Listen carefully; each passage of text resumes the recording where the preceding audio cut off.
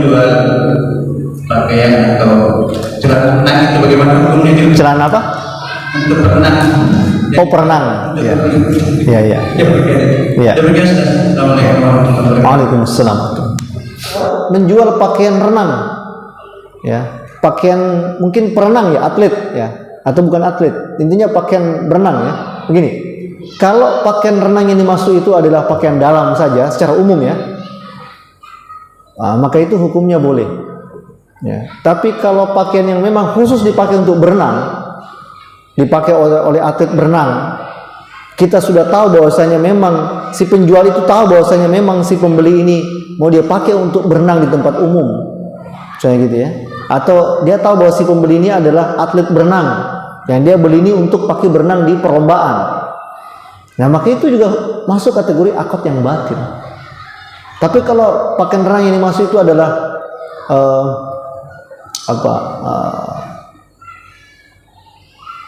pakaian renang secara umum ya. Maksud saya secara umum itu begini, si pembelinya itu adalah bukan atlet renang juga ya, si pembelinya itu juga, apalagi misalnya si pembelinya itu tetap menutup aurat misalnya kayak gitu ya. Dan pakaian renang yang dimaksud itu adalah pakaian dalam biasa sebagaimana pakaian dalam perempuan ataupun laki-laki misalnya. Ya, maka itu hukumnya boleh. Soal nanti dia pakai berenang di tempat yang maksiat, tempat yang terbuka aurat di situ, nah itu dosa yang ditanggung oleh si orang itu sendiri. Jadi intinya sangat bergantung apakah, jadi sekali lagi yang menentukan adalah apakah si penjual ini tahu bahwasanya si pembeli ini dia mau pakai untuk maksiat. Kalau dia tidak tahu, hukumnya boleh. Tapi kalau dia tahu bahwa ini mau dipakai maksiat, itu hukumnya haram, akadnya batil. Sekarang jadi pertanyaan, apakah mesti ditanya? Nah itu. Kalau begitu apakah mesti ditanya ini pembeli? Tapi dia mau diapa nih parang yang dibeli? Siapa tahu dipakai potong istri kan? Ini mau diapa? Kata para ulama itu tidak boleh ditanya, tidak perlu ditanyakan. Ya, karena prinsipnya melaksanakan hukum syara itu adalah dilaksanakan hukum syara itu dengan prinsip kemudahan. Ya, batas-batas kemanusiaan. Karena kita ini manusia, kita melaksanakan hukum-hukum Islam itu dengan sifat-sifat kemanusiaan kita.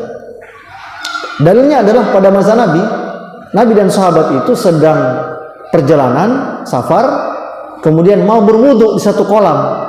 Kemudian Umar bin Khattab tanya pada pemilik kolam, ya pemilik kolam, apakah kolammu ini bersih dan tidak dijilat binatang buas?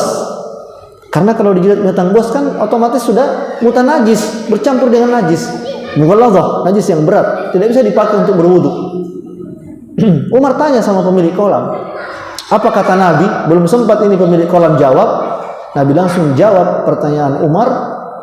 Jangan engkau jawab pertanyaan Umar, kata Nabi. Karena sungguh perkara itu masyaqqah, menimbulkan masyaqqah, menimbulkan kesulitan bagi dia. Gitu. Itu kan menimbulkan kesulitan. Dia tanya dulu ini bagaimana ini airnya ini? Suci apa tidak? Nah, maka tidak perlu ditanyakan. Yang dilihat adalah hukum zahirnya saja, tanpa perlu kita bertanya. Sebagaimana yang sudah pernah saya sampaikan dulu, kalau kita datang makan di warung coto, nggak perlu tanya itu penjual coto. Tadi ini daging sapinya ini disembelih pakai bismillah atau biskuit, nggak usah tanya, nggak usah ditanya. Gitu.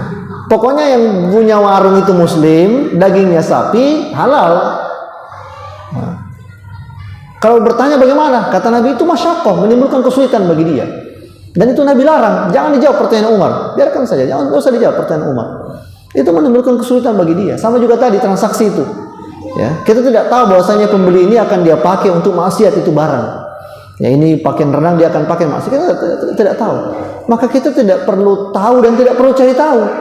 Sampai harus dulu, saya perlihat dulu. Ini orang mau pakai apa ini? Misalnya, ini parang ini habis dia beli sama saya melihat dulu, dia mau mata-matanya dulu, intip-intip dulu, dia mau pakai apa ini parang yang bawa masuk ke rumahnya. Itu tidak boleh. Karena prinsipnya dalam Islam itu tidak boleh kita mencari-cari kesalahan orang. Tidak boleh. Tidak boleh kita mencari-cari maksiatnya orang. Semua orang punya aib, ya itu betul.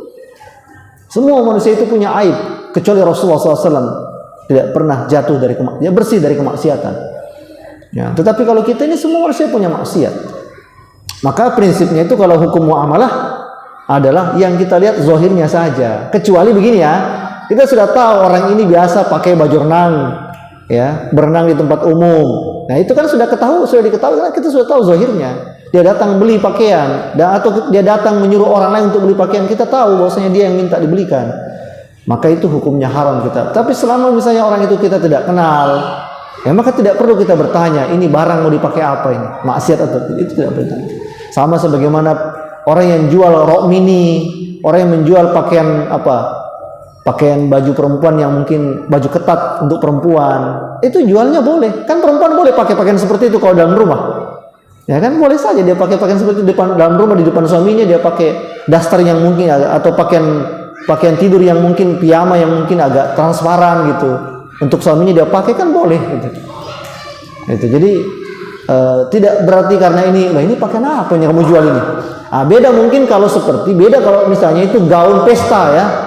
Gaun-gaun yang dipakai untuk acara pesta pernikahan ya, seperti tahun-tahun 90-an dulu itu, tahun-tahun 2000-an ada ibu-ibu itu datang ke acara pernikahan, pesta pernikahan, itu belakangnya bolong gitu ya, atau roknya terbelah, belum selesai dijahit sudah dipakai itu kan, terbelah roknya itu mana pula orangnya juga sudah gemuk karena habis melahirkan, jadi begitu pakai bajunya ditarik ke atas, di bawah kelihatan, tarik ke bawah, di atas kelihatan, ini nggak muat ini. Ya memang itu bajunya nggak cocok gitu kan. Itu baju sudah tidak cocok dipakai, tarik ke atas, di bawah kelihatan, tarik ke bawah, di atas kelihatan, gitu kan. Itu sudah baju tidak cocok dipakai. Ya, wajib waktu dia belum melahirkan. Setelah melahirkan kan berubah. Sebelum melahirkan itu memang masih langsing, tapi setelah melahirkan langsung Pak itu. Gitu. Setelah melahirkan langsung kulkas 2 pintu gitu kan. Kasihan istri saya, kulkas 2 pintu. Demikian jamaah Allah besar.